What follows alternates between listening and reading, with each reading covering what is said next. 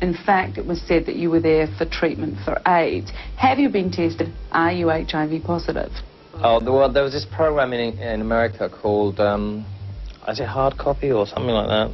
They asked me to do an interview, and I said, no, we've done all our interviews. And they said, well, if you don't do an interview, we're going to tell everybody that you went to Atlanta for this. There's a Center for Disease Control in Atlanta.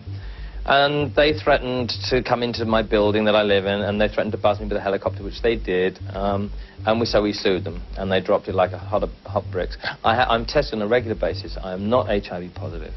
I have lots of friends who are, and I intend to do something for them and do concerts and raise money for those people who are less fortunate than myself, but I'm not. Because basically, I mean, after all that hanky-panky that I got up to in the 1970s and 80s, I came out of it all HIV negative, and so there must have been a reason for me to get sober and to do something good. I'm very aware that when I got sober, I was very lucky to have survived what I put myself through.